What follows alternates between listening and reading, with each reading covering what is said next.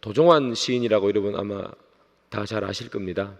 도종환 시인이 참 유명한 시가 많죠. 그 시 중에 홍매화라는 시가 있습니다. 아마 아시는 분도 계실 거고 모르시는 분도 계실 줄 압니다. 이 홍매화라는 시를 한번 제가 읽어드리겠습니다. 한번 보시면 좋겠습니다. 이 시는 사랑하는 사람을 보지 못해서 그리워하면서 지은 시인데요. 제가 한번 읽을게요. 눈 내리고 내려 쌓여 소백산 자락 덮어도 매화 한 송이 그 속에서 핀다. 나뭇가지 얼고 떠오러 외로움으로 반질반질해져도 꽃봉오리 솟는다. 어이하랴 덮어버릴 수 없는 꽃같은 그대 그리움. 그대 만날 수 있는 날 아득히 멀고 폭설은 퍼붓는데 숨길 수 없는 가슴 속 홍매와 한 송이. 시를 쓰는 사람들은 제가 참 이렇게 시를 읽다 보면 이 짧은 시 안에서 이렇게 어떻게 표현하나 대단하다는 생각이 드는데요. 오늘 방금 읽었던 이 시는 소백산에 눈이 수북히 쌓인 겁니다. 눈이 많이 내려가지고 모든 것을 다 하얗게 덮어버렸습니다. 모든 것이 눈에 덮여서 아무것도 그 눈을 뚫고 나올 수 있는 것이 없는 것 같지만, 그러나 홍매와 한 송이가 피어나오더라 하는 것입니다. 아무것도 아닌 것 같은, 그냥 손으로 이렇게 탁 하고 꺾어버리면 아무런 저항도 없이 꺾여버리는 것이 꽃이지 않습니까? 그런데 그 수북히 덮인 눈을 뚫고 그 약한 꽃 한 송이가 피어나오더라는 거죠. 또 모든 것이 꽁꽁 얼어붙었다 그럽니다.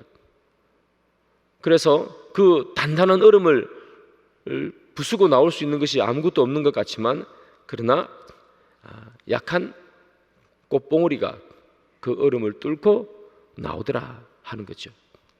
그런 것처럼 사랑하는 사람을 보고 싶은데 볼 날은 아직 남아있고, 눈은 폭설이 와서 눈이 많이 쌓여가지고 갈 수 없다는 거죠. 폭설이 왔다는 건 뭐 진짜 폭설이 왔을 수도 있고 아니면 어떤 장애물을 표현할 수도 있겠습니다만, 갈 수 없고 폭설 때문에 만날 수 없다 보니까 그 그리움이 점점 더 커져가더라. 그 폭설을 뚫고 그리움이 더 많이 생겨나더라 하는 그런 이야기가 되겠죠. 여러분, 수북히 쌓인 눈과 그리고 꽁꽁 얼어붙은 얼음 그 사이에는 아무것도 나오지 못할 것 같습니다. 그러나 이 시를 보면 그렇게 단단하고 그렇게 수북히 쌓인 눈도 뚫어내는 게 있더란 얘기죠. 그게 뭐냐 하면 아주 강한 뭐 그런 게 아니라 너무나 연약한 홍매와 한 송이가 그 눈과 그 얼음을 뚫더라는 얘기죠. 아무리 단단하고 아무리 수북히 쌓인 눈도 그 가느다란 홍매와 한 송이가 그것을 뚫고 나오는 것을 막지 못하더라. 방금 읽은 시는 보고 싶은 사람에 대한 그리움이 표현된 시입니다. 그러나 그 앞부분을 보면 이렇게 되어 있죠. 수북히 쌓인 눈과 꽝꽝 얼어버린 그 얼음 사이로 무엇인가 뚫고 나오더라. 우리가 인생을 살다 보면 너무나 깜깜한 순간을 만나게 됩니다. 얼음이 다 덮여가지고 내 인생 아무것도 뚫어낼 수 없고 희망이 다 사라져버린 것 같은 그런 순간을 경험할 때가 있습니다. 흰눈이 너무나 수북이 쌓여가지고 그 눈을 헤치고 나갈 수가 없을 것 같은 그런 인생의 순간을 만나기도 합니다. 희망도 없고 소망도 없다는 거죠. 여러분들은 그런 인생의 상황을 맞이했을 때 여러분은 어떻게 하셨습니까? 짧은 인생, 여러분들보다 짧은 삶을 살았지만 저도 살다 보니까 정말 어찌해야 될지 모르는 순간이 몇 번 있었습니다. 여러분들은 아마 저보다 훨씬 많았을 것입니다. 여기 계신 연세가 높으면 높으실수록 힘든 삶을 살았을 가능성이 또한 더 너무 많지요. 지긋지긋한 이것, 희망도 보이지 않는 이 삶을 도대체 언제까지 살아야 하나, 그런 생각이 들 때도 있었을 것입니다. 오늘 시편 기자가 바로 그런 상황에 놓여 있습니다. 오늘 우리가 읽었던 이 시편 88편은 시편 중에 가장 어두운 시편이고 어떠한 희망과 소망도 발견할 수 없는 시, 이게 바로 시편 88편입니다. 그래서 패트릭이라는 신학자가 있습니다. 이 신학자가 이 시편 88편을 이렇게 표현합니다. 이 시편 88편은 시편 중에 가장 슬픈 시라. 여러분, 시편을 읽다 보면 어둡고 침침한 희망이 발견되지 않을 것 같은 그런 시가 종종 있습니다. 그 시를 분류할 때 비탄시, 이렇게 시를 분류합니다. 이 비탄시는 너무나 마음이 비탄해서 쓰는 시죠. 그래서 아픔과 고통이 적나라하게 적혀 있습니다. 그러나 이 비탄시조차도 읽다가 보면 마지막에는 하나님을 향한 희망과 소망을 품고 있는 것이 시편입니다. 아무리 비탄시라도 소망이 하나도 기록되지 않는 시는 없습니다. 내가 사망의 음침한 골짜기를 다닐지라도, 이렇게 시작하지만, 그러나 하나님께서 나를 쉴 만한 물가로 인도해 주신다, 그렇게 쓰지 않습니다. 그런데 이 시편 88편은 그런 게 하나도 없습니다.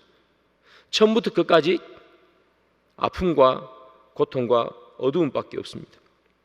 어떠한 위로도 없고 어떠한 희망도 없는 시편 88편입니다. 그래서 다후드라는 유명한 신학자는 이렇게 표현합니다. 이 시편 88편은 어떤 희망도 없는 시다, 그렇게 표현합니다.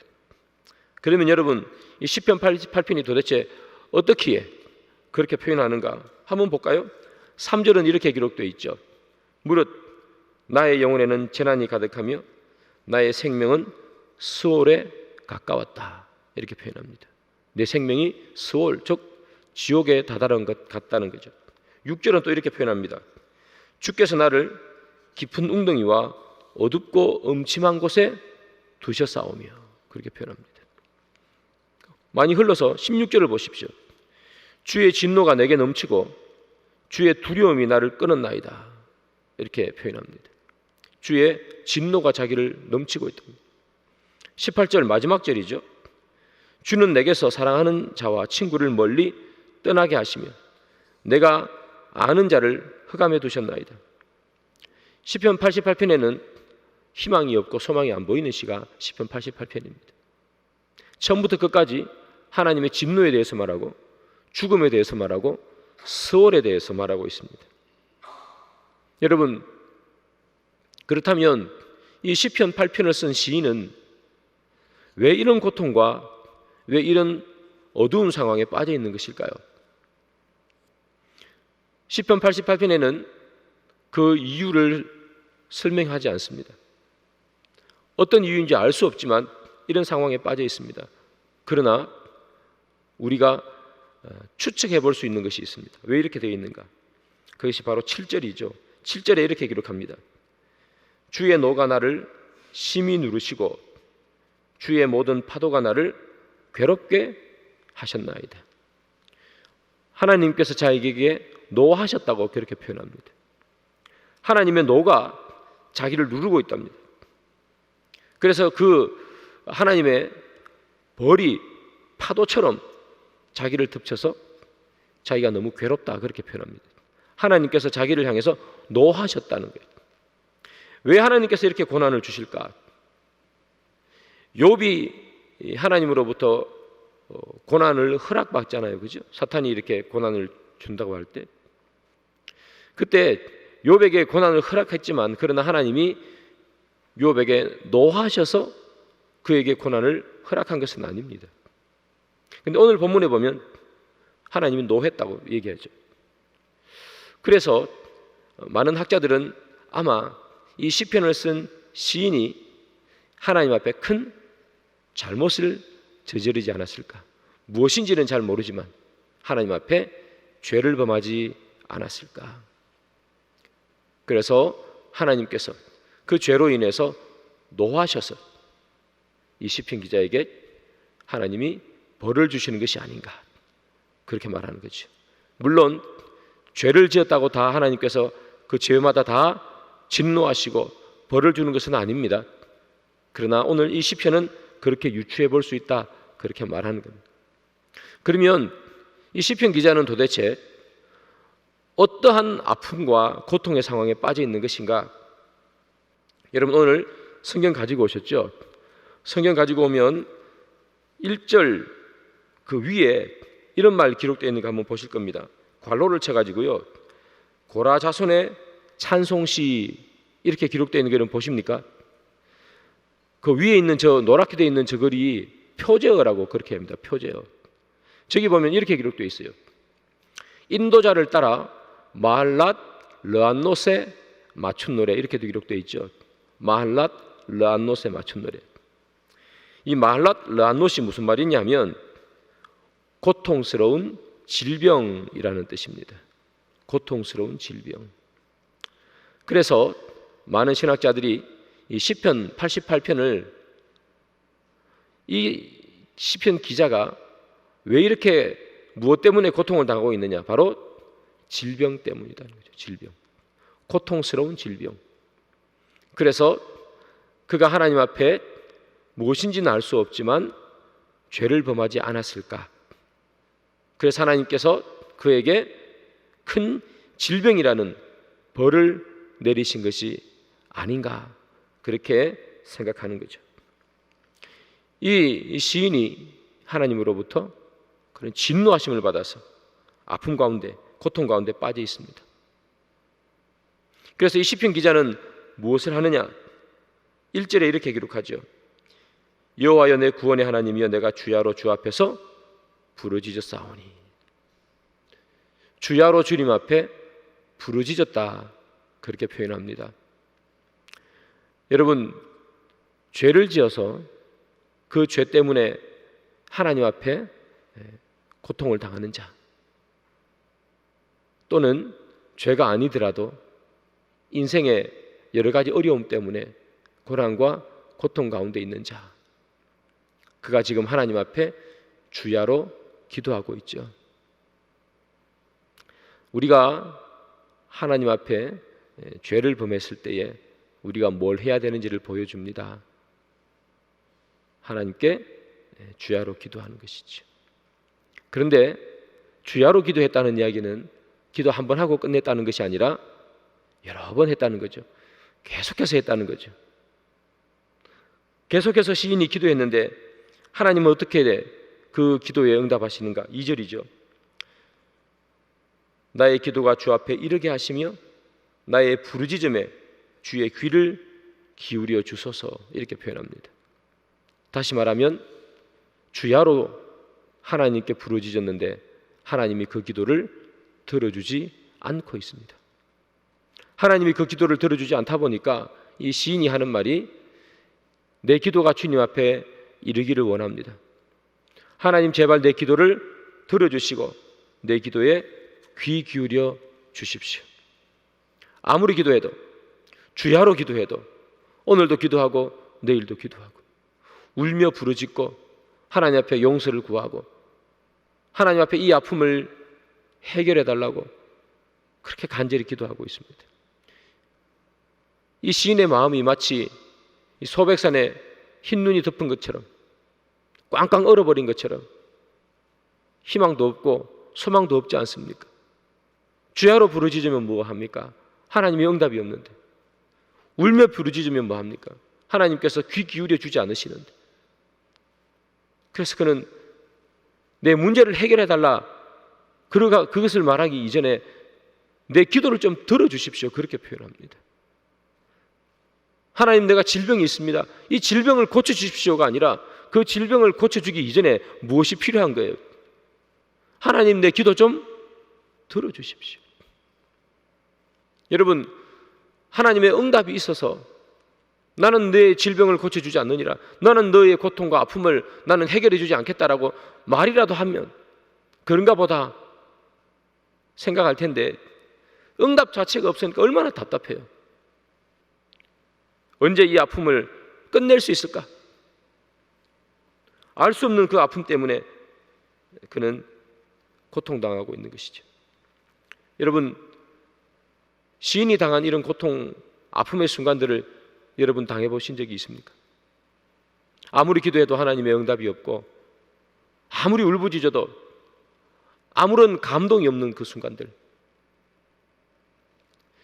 루마니아의 복음주의 운동을 이끌었던 목사님이 한 분 계십니다. 리처드 범브란트라는 목사님이십니다. 이 목사님께서 이 루마니아가 공산치하에 있을 때에 잡혀서 20년을 감옥 생활을 했습니다.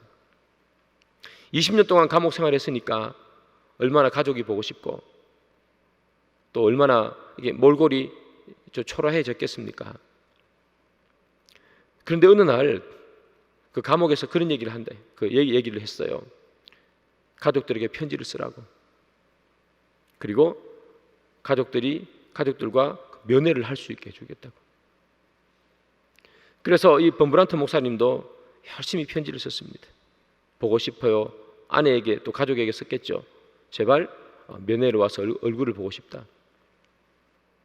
그런데 이 편지가 도착하고 이제 가족들이 면회를 올 만큼 시간이 흘렀는데 자기 주위에 있는 사람들은 다 면회를 가는 거예요. 그런데 유독 자기를 면회 오지 않는다는 거예요. 오늘 오겠지, 내일 오겠지, 또 그 다음날 오겠지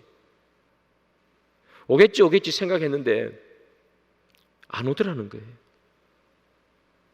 그 가족이 안 온 이유는 그 감옥에서 이 범브란트 목사님의 편지를 보내지 않았기 때문에 안 온 거예요. 근데 그 범브란트 목사님은 모르시잖아요. 그 사실을. 분명히 편지를 보냈는데 가족이 안 오니까. 다른 사람들이 이제 다 면회가 끝났는데 자기는 결국 가족이 안 온 거예요. 그러니까 주위에 있는 같이 수감되어 있던 사람들이 막 비난도 하고 그러더래요. 안 그래도 너무 가족이 보고 싶어서 그리운 마음이 있는데 가족이 안 오니까, 그렇지 않아도 마음이 상해 있는데 주위에 있는 사람들이 그를 다 비난하고, 그 봐라, 가족들도 버렸지 않냐. 그런데 어느 날 감옥에 있는 감옥에 방송이 되잖아요, 그죠? 감옥에 있는 스피커에서 방송으로 이런 방송이 나오더랍니다. 하나님은 당신을 사랑하지 않습니다. 그런 방송이 이 스피커에서 흘러나오더래요. 하나님은 당신을 사랑하지 않습니다. 이 범브란트 목사님이 그 방송을 듣는데 이런 생각이 들었답니다. 아, 그 말이 맞구나. 방송에서 흘러나오는 그 말을 믿게 되더라는 거예요. 하나님은 나를 사랑하지 않구나. 내가 어떻게 이제까지 하나님을 향한 열심으로 달려왔는데 가족도, 내 아내조차도 어떻게 면회오지 않는가. 하나님은 나를 사랑하지 않아. 그 말이 그대로 믿겨지더라는 거예요. 사랑하는 여러분, 우리도 범브란트 목사님과 같은 그런 순간들이 있죠. 하나님이 나를 사랑하지 않는 것 같은 순간. 너무 힘들었는데, 그래서 부르짖었는데 아무런 응답이 없고 아무런 대답이 없고 해결 기미는 보이지 않는데, 교회에 오면 예수를 믿으라, 의지하라, 기도하라 그렇게 얘기하는데 그 말이 맞긴 맞는데 아무리 그렇게 하려고 해도 희망과 소망이 보이지 않을 때, 그때 우리는 이런 생각합니다. 하나님은 나를 사랑하지 않는 것 같아. 범브란트 목사님이 그렇게 얘기하시더라고요. 마치 버려진 것 같은 그런 느낌을 받았다. 우리가 마치 버려진 것 같은 그런 느낌을 받을 때가 있죠. 오늘 본문을 보면 정말 희망이라고는 하나도 보이지 않습니다. 마치 모든 것이 얼어붙어 있고 흰눈에 다 소복히 쌓여 있는 것 같습니다. 그런데 사랑하는 여러분, 서두에 홍매화라는 시처럼 아무리 꽁꽁 얼어붙어 있어도 그것을 뚫고 나오는 것이 있습니다. 아무리 눈이 쌓여도 그것을 뚫고 나오는 게 있죠. 다 무너진 것 같아도 그 안에는 생명이 있습니다. 오늘 시편 88편은 아무리 읽어봐도 소망은 없습니다.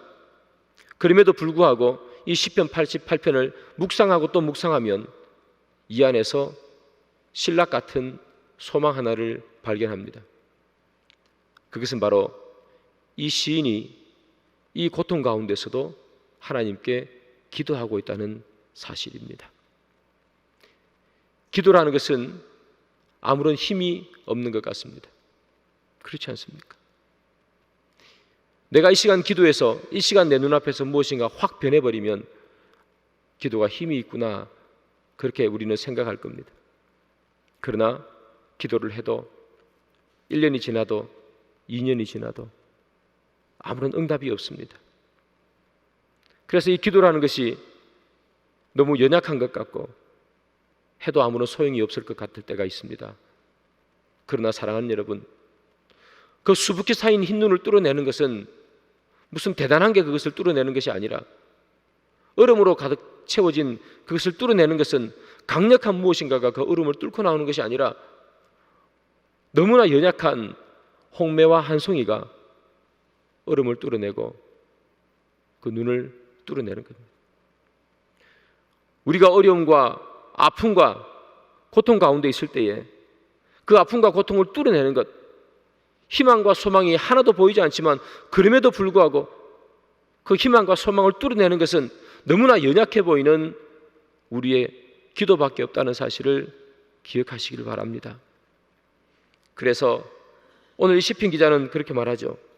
내 친구들이 하나님 다 내 곁을 떠나버렸습니다. 아무리 기도해도 하나님은 어떻게 내 기도 소리를 한 번도 들어주지 않습니까?